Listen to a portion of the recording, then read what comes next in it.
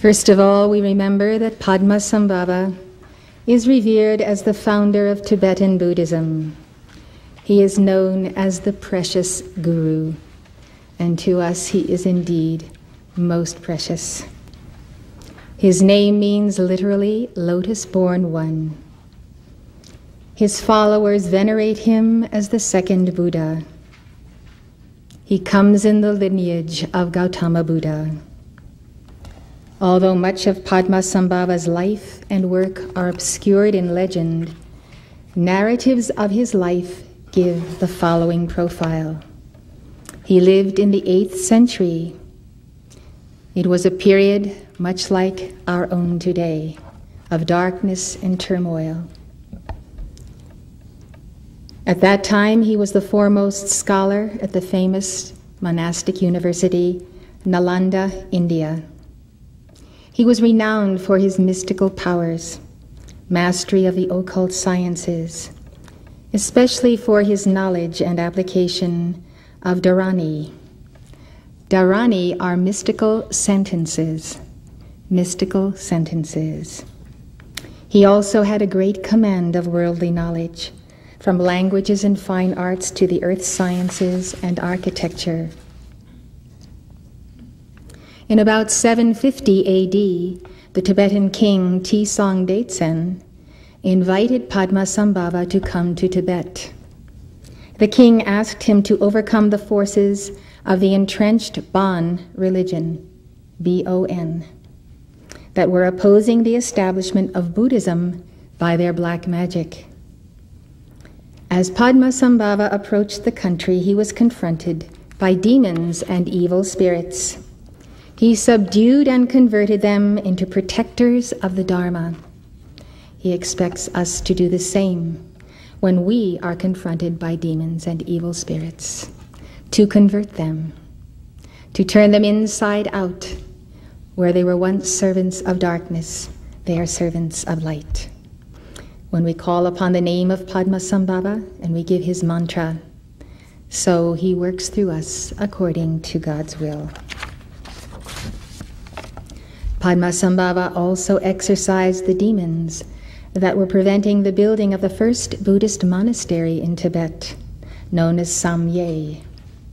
Padmasambhava then oversaw the completion of Samye, a monumental monastery with an elaborate complex of temples designed in the form of a mandala. At Samye, he also founded the first community of Tibetan Buddhist monks. Padmasambhava brought an age of great enlightenment to Tibet. Thus we call upon him to infill us with that enlightenment, that we might bring enlightenment to the people of our time. We have not very far to look to see the burdens of children of our youth throughout the West, to see the burdens in Africa. Our hearts are burdened as we see the news, as we read the news, and we understand how so many suffer because they have not received an understanding of the inner light of their own being, of what the great Buddhas, the Lord Jesus Christ, Confucius, have taught us down through the centuries, from the earliest beginnings of Hinduism, understanding that the Atman lives within us, that there is a fire within our hearts that is a spiritual fire that gives us eternal life. Padmasambhava knew that his teaching would be for the centuries that descended after his departure. And these great teachings have come to us in many forms, especially through the dictations of the ascended masters from the heart of our beloved Saint Germain. So Padmasambhava, working with Saint Germain, brought to us the violet flame for transmutation of all of the sorrow and the dying and the disease and the last plagues of our time. As we come to the conclusion of this Summit University quarter, we are so grateful that we can commune at this beautiful place and that we can drink in the nectar of the teachings of the Buddhas and the Christed ones of all ages. And by that we can contribute to the alleviation of humanity's suffering. Padmasambhava revealed the mantra teachings of the Vajrayana. The Vajrayana is the diamond vehicle or path. It is a school of Buddhism. One of its central practices is the empowerment of a disciple by his guru through certain practices and rituals, including reciting mantras. Here we also love to recite our mantras. Mantras are precious jewels. They are precious chalices. The chalice of the mantra is transferred to your chakras, the sounding and the intoning of the Om and the Om Mani Padme Hum. Padmasambhava initiated a circle of 25 disciples. He was a great scholar, a great teacher, and a great Buddha. And yet he only initiated 25 disciples. This tells us that there are major challenges that we must deal with if we want to be initiated by an ascended master or by a living Buddha, if we find one. These 25 disciples of Padmasambhava became adepts and transmitters of the teachings. Because the Tibetan people were not yet ready to receive the essence of Padmasambhava's highest teachings, the master and his disciples preserved them in an abbreviated, codified form that could be deciphered only by those who had been properly prepared. These scriptures are called termas, meaning literally treasures. And they are treasures, for in them we discover the treasure of our own eternal life. Padmasambhava and his disciples concealed the termas where they would be safe until the time should come for them to be revealed. Padmasambhava predicted that his 25 disciples would re-embody as Tirthans, meaning literally revealers of treasure, to discover and interpret these esoteric teachings. We know and understand that these esoteric teachings have been released gradually since the 8th century down to the very present. And the culmination of those teachings is the realization that Jesus Christ came to teach us that we also must realize the Christ within ourselves. Realizing that Christ's presence, that infinite light within our temples, we then can enter the Aquarian age, and the Aquarian age violet flame that Saint Germain revealed. According to other traditions, the most prominent Tirthans are incarnations of Padmasambhava himself. Tibetan Buddhists believe that starting in the 11th century and continuing, Tirthans began to recover and expound upon these termas. Before he left Tibet, Padmasambhava instructed the king and people for 21 days in the outer and inner teachings. He also taught them principles of law, farming, enlightened government, and he exhorted them to pursue the path to Buddhahood. With this accomplished, legend says he mounted a magnificent winged horse and, surrounded by rainbow light, rose upward into the heavens. According to tradition, he flew to the land of the Rakshas. These are cannibal demons. He liberated them and now resides there in his paradise, his pure land, on the copper-colored mountain. Some of the termas that were discovered contain prophecies made by Padmasambhava concerning the future of Tibet, which we have seen outplayed in our own lifetime. These include prophecies of the Chinese communist invasion of Tibet, the destruction of monasteries, the desecration of sacred scriptures, statues and paintings, the degradation and violation of monks and nuns, the slaying of Tibetan people.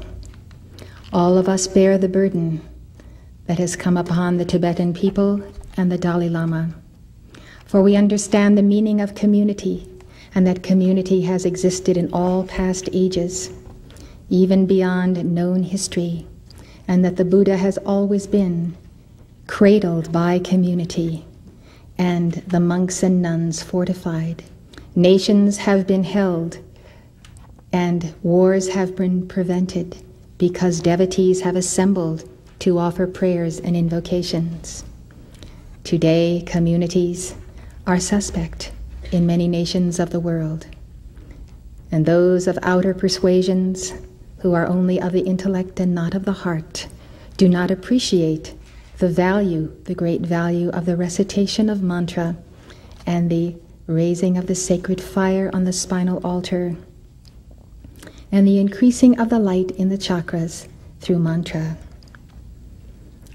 Among the best-known termas is the biography of the precious Guru, written by his chief disciple, Yeshe Tsogyal, his female disciple.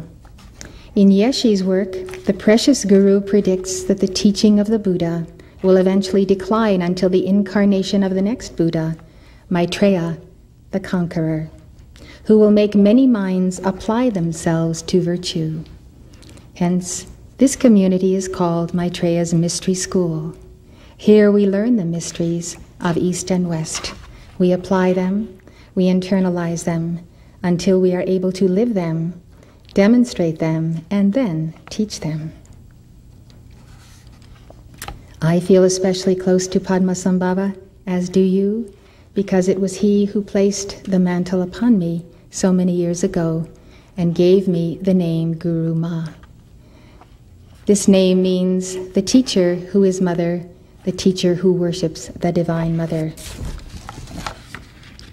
And so all of us together in the great circle of Padmasambhava desire to mirror the Divine Mother to the world, for the age of Aquarius is the time of the return of the Divine Mother, and in the coming of the Divine Mother, men, women, children, people of all races and ages will have to return to them the precious element of the Mother Flame. The absence of that Mother, her desecration on Lemuria, the absence of the realization of feminine aspects of ourselves have left a very vacant and lonely spot in all people in earth. And so insofar as we preach the teaching of the Divine Mother and the Divine Feminine in this age, we in our prayers call that each one who has lost the Divine Mother might find her again and therefore complete the Trinity with the squaring of the circle of that Divine Mother. I would like to invite you to give the mantra to Padmasambhava.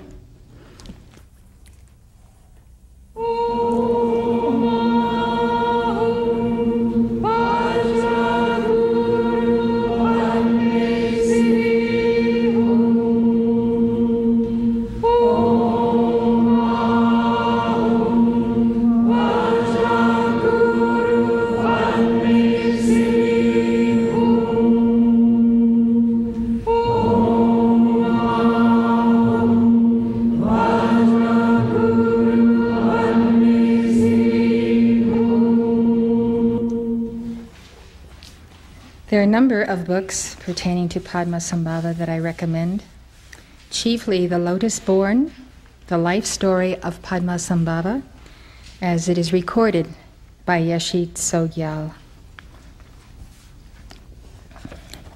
The selections from this book, which I'm sure you will want to have as your own, have to do with Padmasambhava's leaving Tibet and going back to India. And so his disciples ask him many questions, and these questions take the form of chapters. So I would like to read to you a few of these chapters. They don't need much exegesis. They are plain within themselves. They are quaint as well as profound. I find them extremely profound, and if I read certain lines over again, it is because I am underscoring them not only in your minds, but in my mind.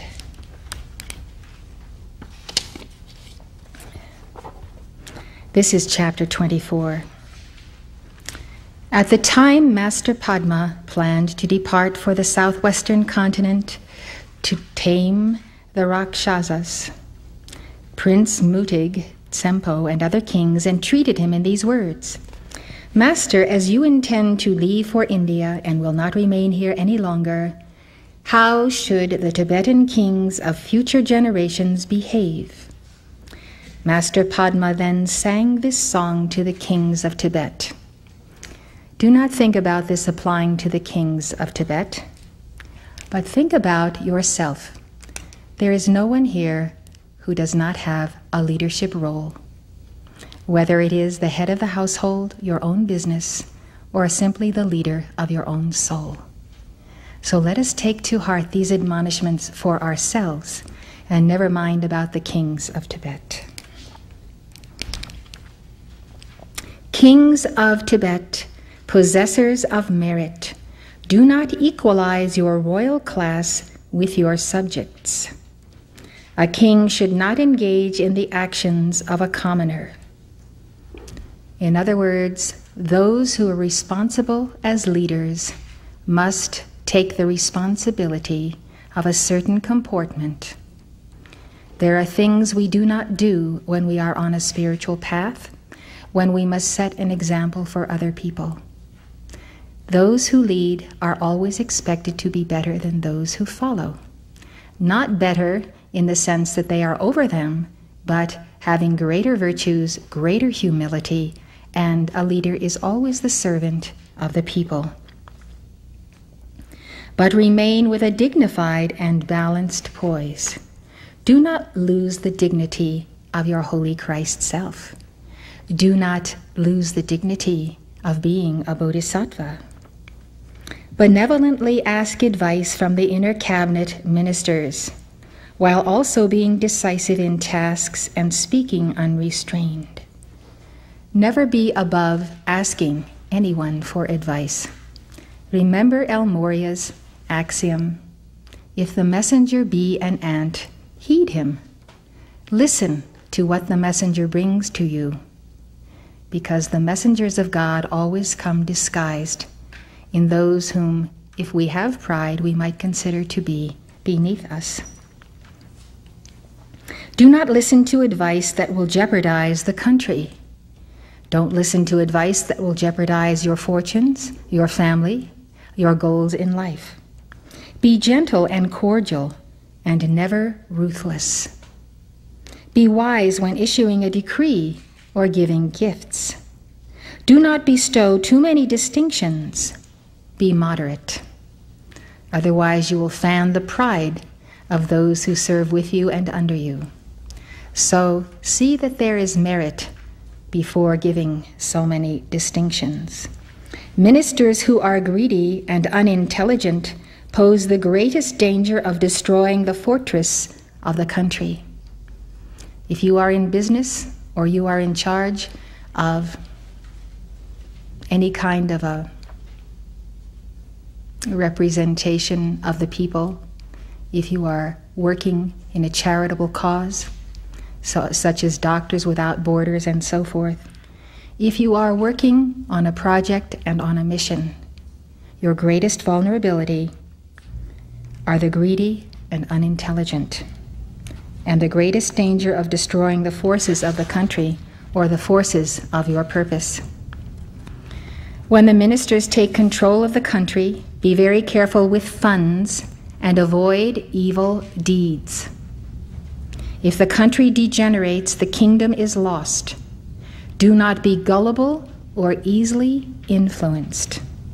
If you are in charge of leading people, do not be gullible, do not be easily influenced. Where do you go? You go to the secret chamber of your heart. You commune with God. You kneel at your bed at night and pray and ask for divine guidance. You call to the Divine Mother. You call to the Blessed Mother of Jesus.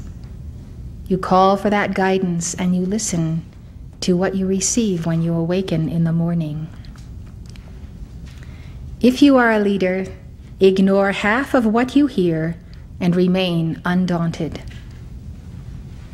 It is ridiculous to be bowed down by gossip and rumors and all kinds of vilification, whether it comes within community or through the press. Then the kingdom will last for a long time. If out of desire for queens and other women, you grow too fond and attached, you will be overpowered by your emotions and lose control. The point here is, if you are to lead, you must not lose control, not of your mind, your passions, your emotions, or your appetites. Do not place your trust in unreliable people. Seek from the Holy Spirit the gift of the discernment of spirits, so that immediately you have the sense in your very own soul that someone is unreliable or dishonest, or about to take advantage of you, or will give you much flattery, so that you will come to do what they are bidding. To do so brings no success, but may cost your life. Maintain peace with your outer servants and sustain the inner attendants with food. Give up prejudice, be unshakable and fair toward all.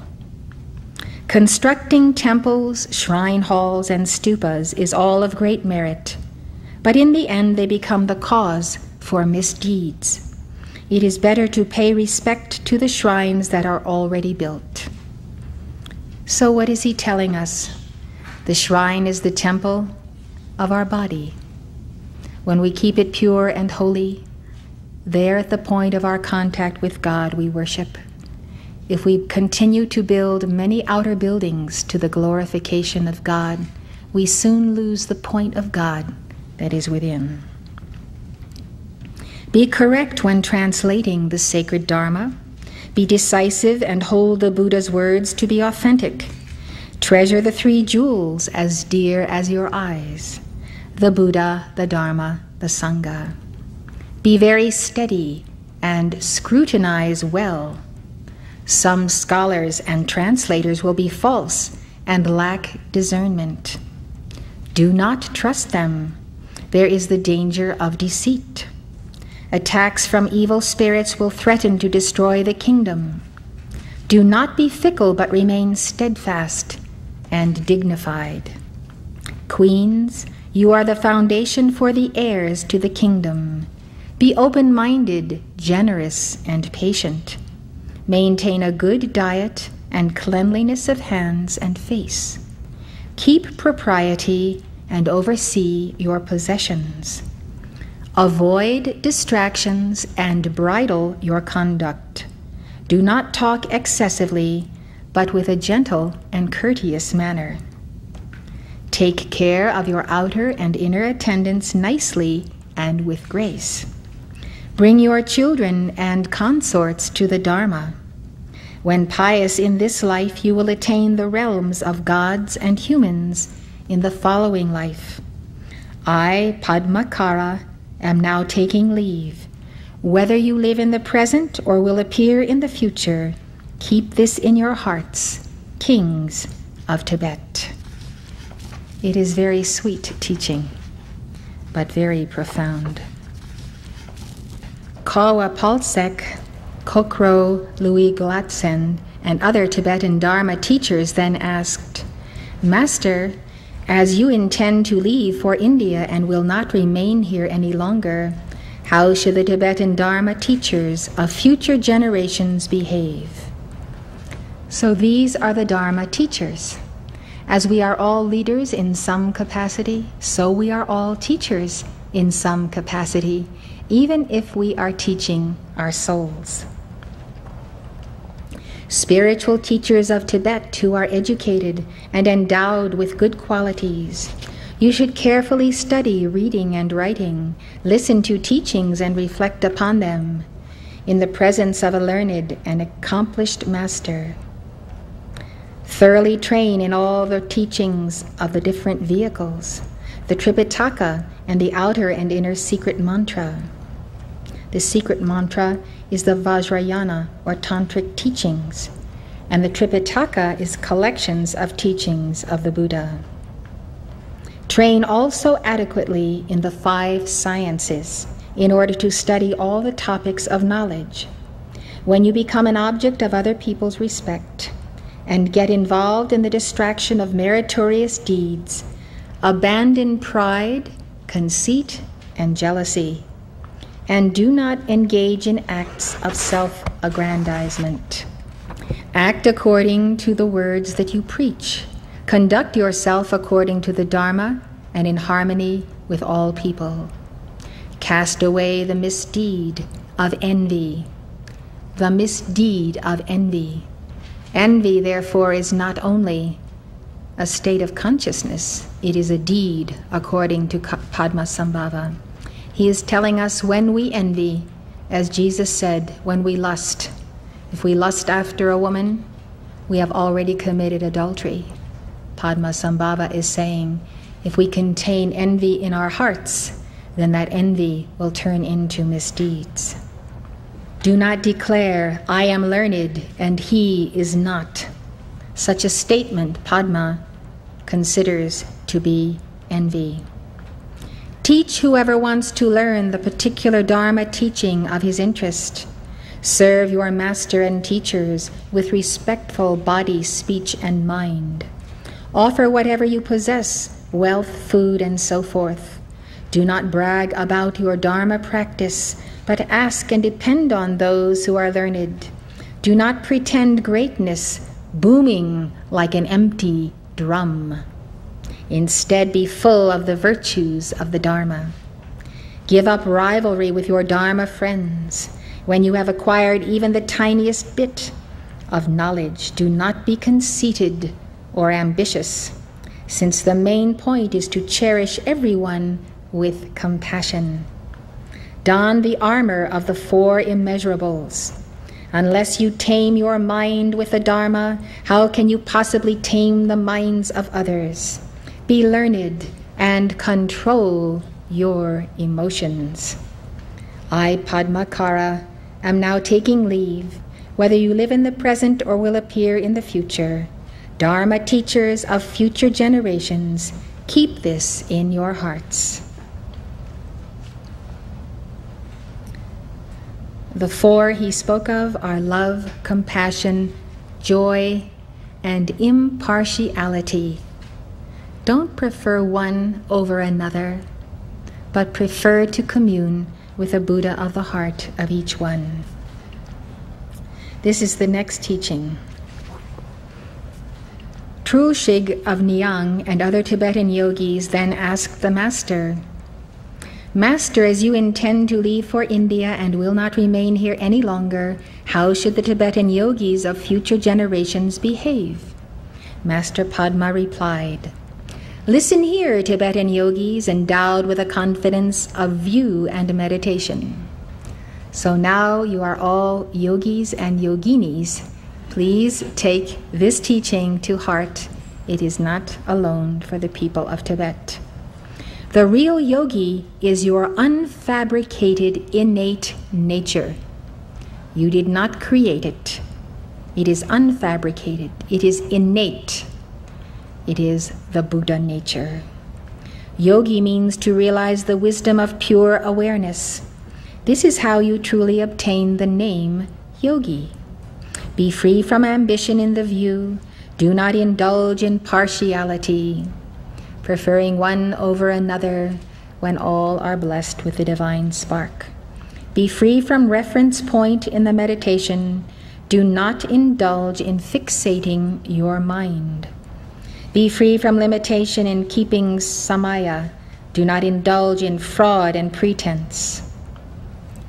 Samaya, commitment not to stray from your practice.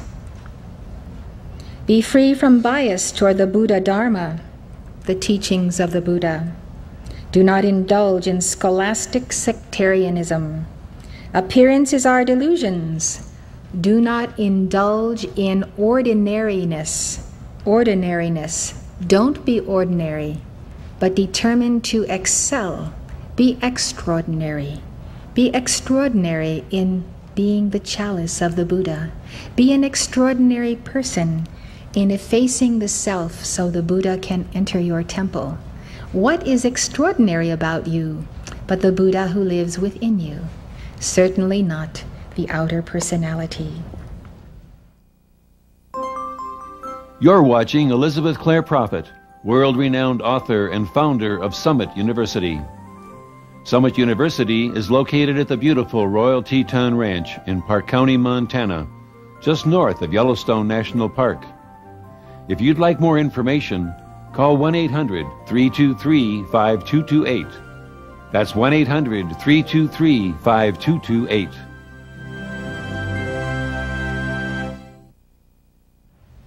Food is merely to sustain your life force. Do not grovel for food. Wealth is illusory. Do not indulge in craving. Clothes are to protect you from cold. Do not indulge in opulent fashions. Equality is non-dual. Do not indulge in intimate companions. Be free from preference to country. Do not indulge in a homeland. Make your dwelling an empty cave. Do not indulge in the monastic life. Do your practice in solitude. Do not indulge in social gatherings. Be detached and free from clinging. Do not indulge in attachment. Be a self-liberated yogi. Just as Gautama Buddha said to his disciples, be a lamp unto yourself. Do not seek another's lamp. Be a self-liberated yogi. Do not indulge in charlatanism. I, Padmakara, am now taking leave. Whether you live in the present or will appear in the future, Tibetan yogis and yoginis of future generations, keep this in your hearts.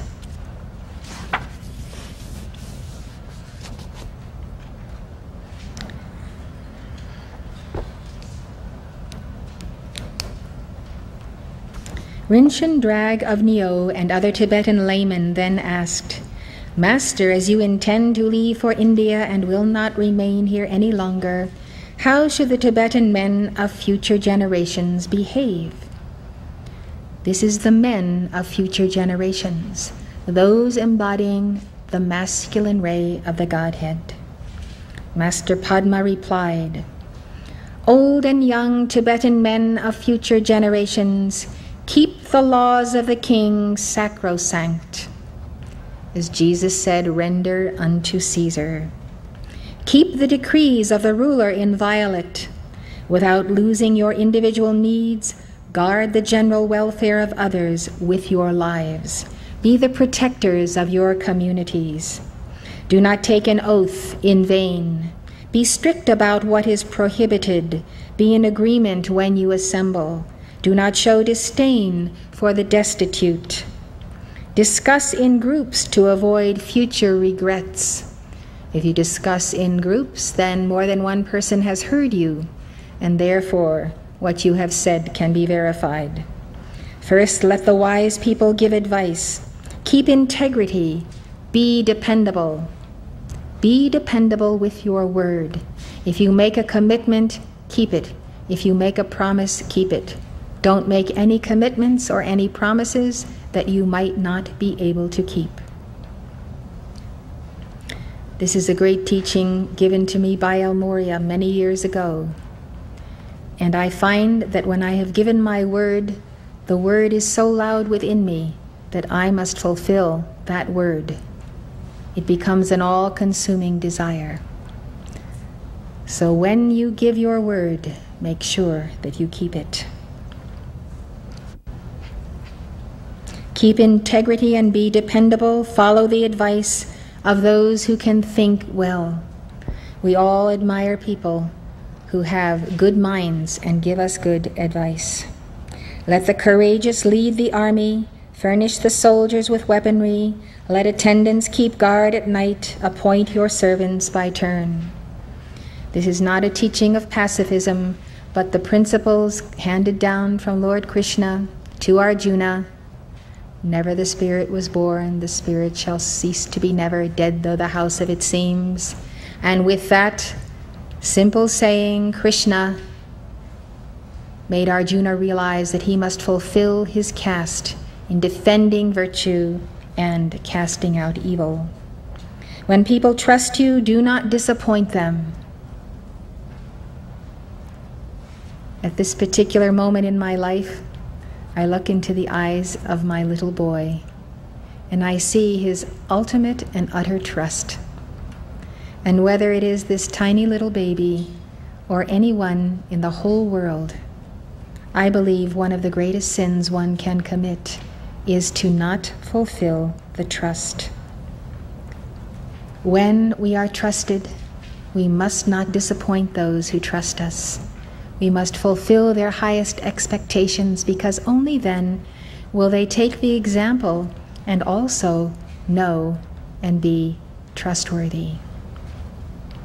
Since men are more wise, I'm not sure if this means than women, they will achieve wealth, property, and fame. If you allow your offspring to be learned in Dharma, wealth will always increase. Whatever you do, first think well. To act without forethought creates many problems. None of us here is without that experience. When something can be corrected, what is the use of remaining displeased? When something cannot be changed, why harbor ill will? Either way, keep calm and centered. If you progress slowly, at some point you will arrive. If you circumvent places of danger, you will not be harmed by enemies. If you speak gently, everyone will understand. Loud and harsh orders have only short-term effect. If you act diligently, anything can be accomplished. Being rash and inconstant only makes you tired. Practice the sublime Dharma for the sake of this life and the next. That will engender permanent benefit. I, Padma, am now taking leave. Whether you live in the present or will appear in the future, Tibetan men of future generations, keep this in your hearts.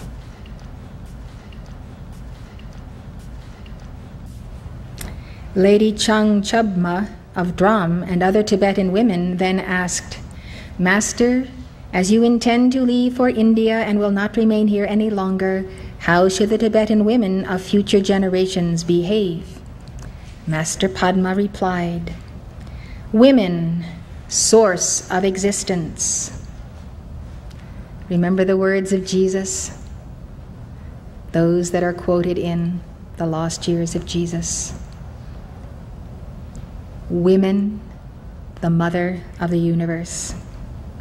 So Padma says, women, source of existence, you are the basis for the home, so keep the house tidy. That means tidy thoughts, tidy feelings, purity in your heart, uplifting and elevating your children, your spouse. You are the origin of life, so let your offspring embrace the Dharma. You are the support for the body, so appreciate your husbands. A good husband is like one's heart, so respect what he says. Do not marry a man whose wisdom you cannot respect. Always be certain that you can respect the man you marry, because you are required to respect him all of your life.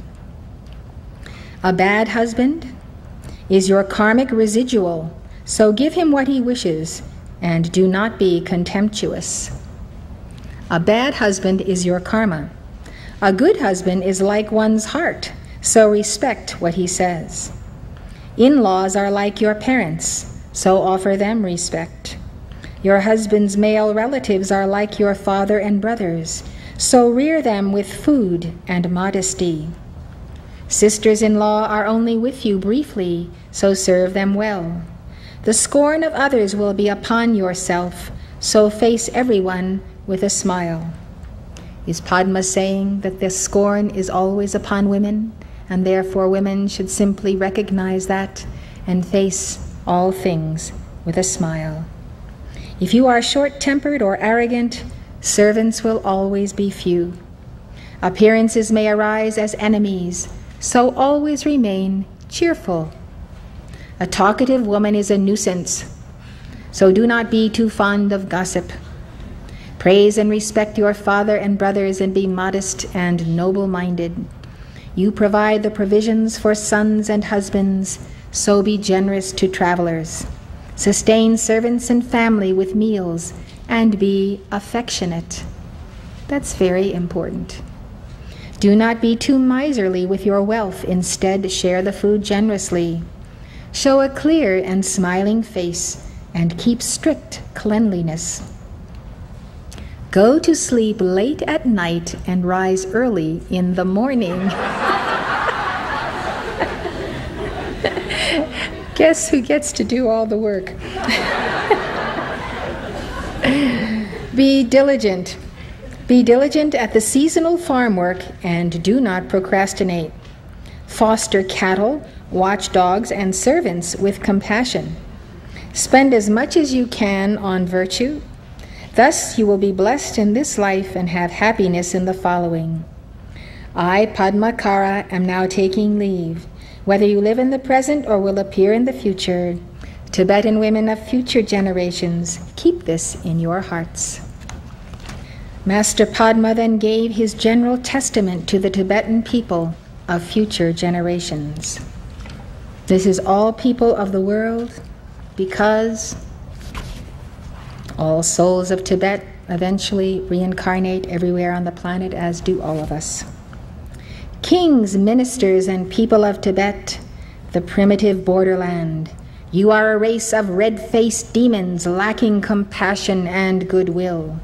Your father's race is a monkey with little modesty or shame, and your mother's race is a rock demoness, quarrelsome and hostile to the Dharma. You are a race of beastly people full of craving toward wealth. Unless you practice virtue, you will fall to the lower realms in the next life. Do not forget that life flickers by, and then you die.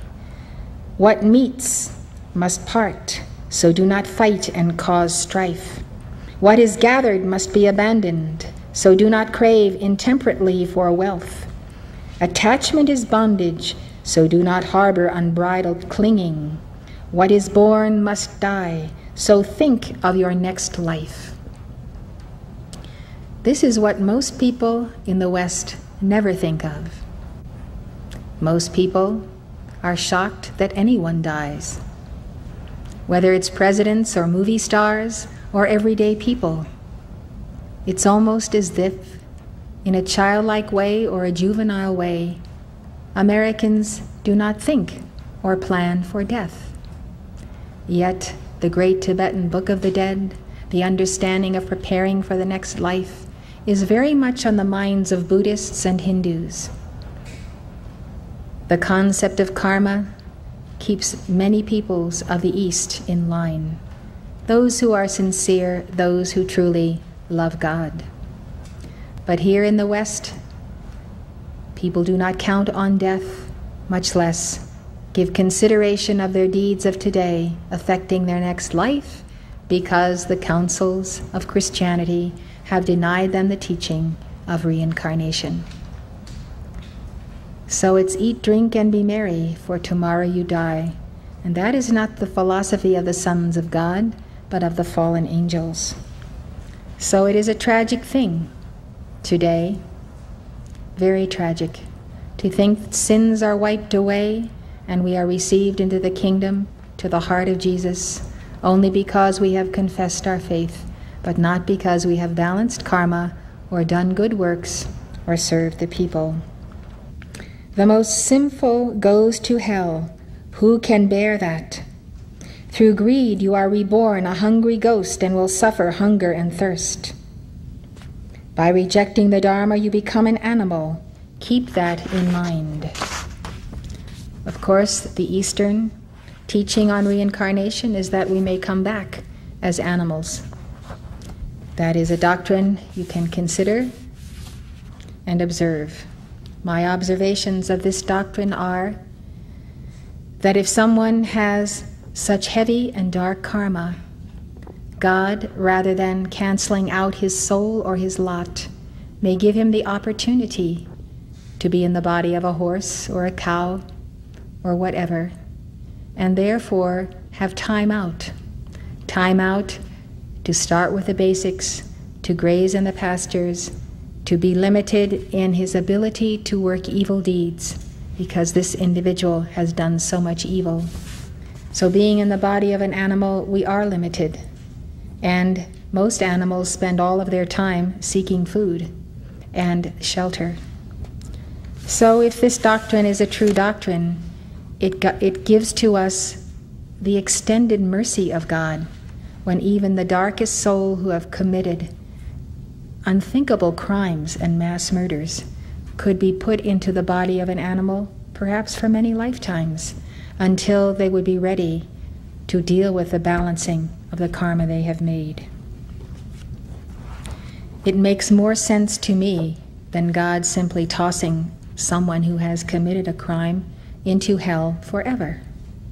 That doesn't sound to me like the act of a loving God.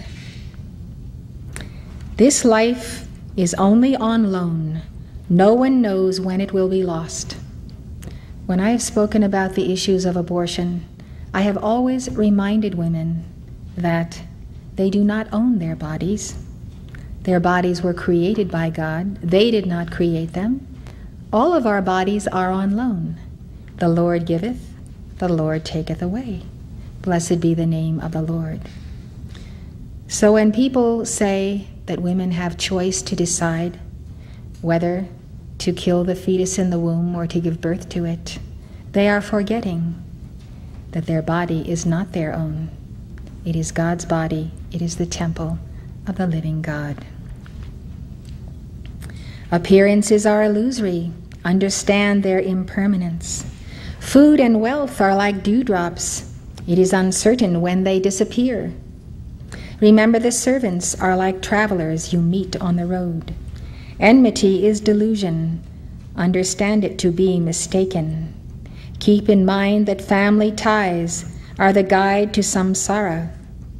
Family ties get us locked in the rounds of rebirth.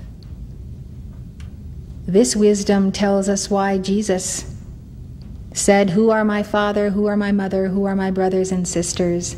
when they pointed that his family were waiting for him. And he said, "My family are those who do the will of God." So if you unite with those who do the will of God and yet maintain love, compassion, and all of the honor and respect due the family, you are disconnecting your ties to the karma of that particular family situation, of that particular life.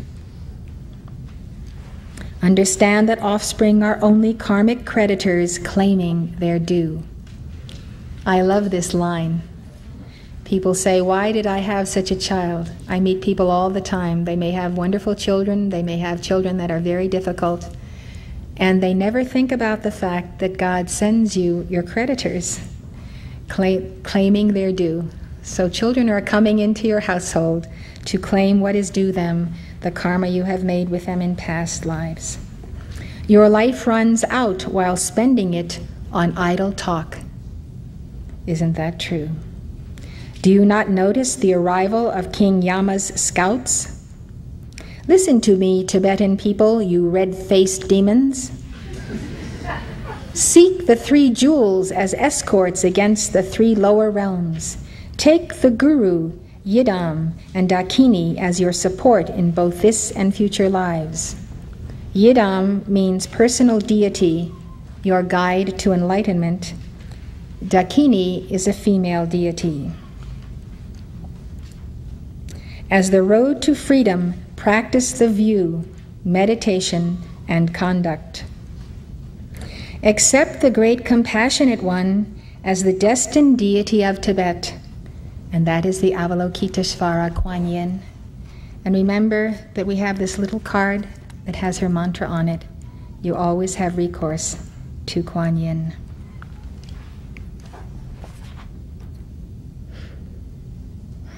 Forsake the 10 non-virtues and adopt the 10 virtues. If you act like this, you will have happiness in this life and further happiness in the next. I, Padma Kara, am now taking leave, whether you live in the present or will appear in the future. All people of Tibet in general, keep this in your hearts. This is the teaching on Om Mani Padme Hum. It is brief and actually very enlightening.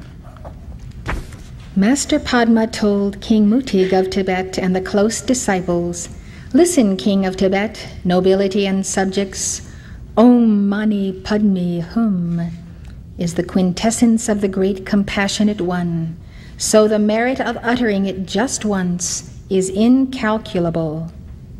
Om Mani Padme Hum. It is possible to count the number of raindrops falling during 12 years of monsoon, but the merit of uttering the 6 syllables just once cannot be counted. It is possible to count all the grains sown on the 4 continents, but the merit of uttering the 6 syllables just once cannot be counted. It is possible to count the drops of water in the great ocean one by one, but the merit of uttering the 6 syllables just once cannot be counted.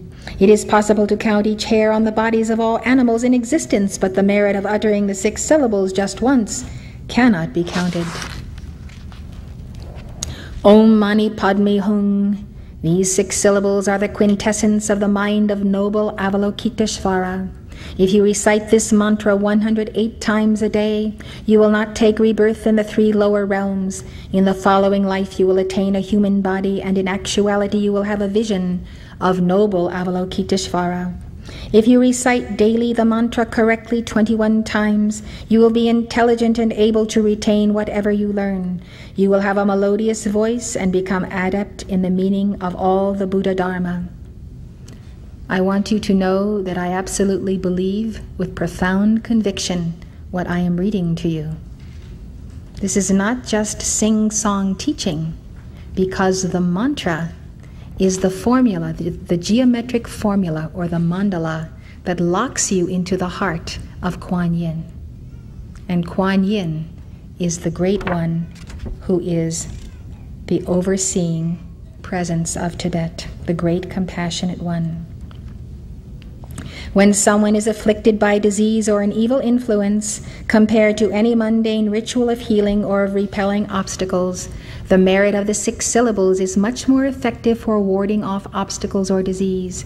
Compared to any medical treatment or cure, the 6 syllables are the strongest remedy against sickness and evil. The virtues of the 6 syllables are immeasurable and cannot be fully described, even by the Buddhas of the 3 times. Why is that? It is because this mantra is the quintessence of the mind of the noble Bodhisattva Avalokiteshvara, who is Kuan Yin, who continuously looks upon the 6 classes of sentient beings with compassion.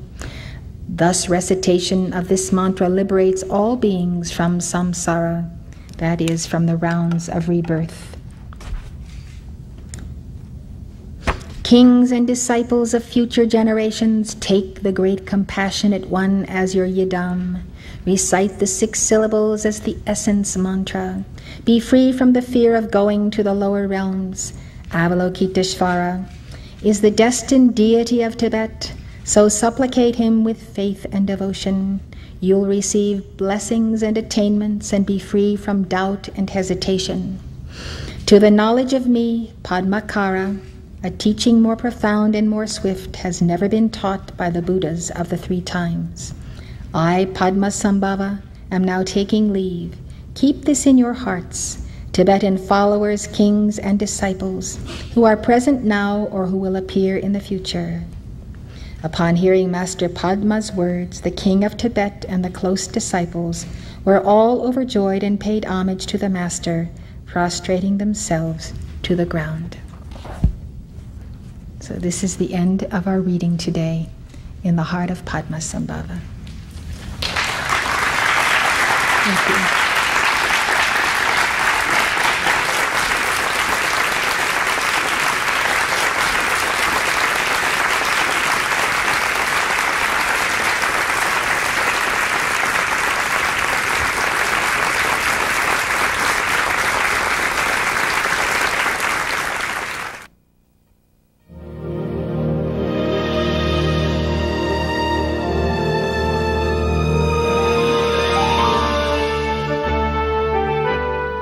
You have been watching Elizabeth Clare Prophet.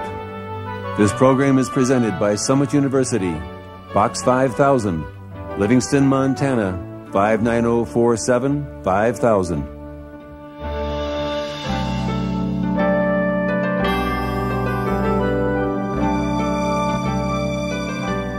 For free information on personal growth and spirituality, call 1-800-323-5228.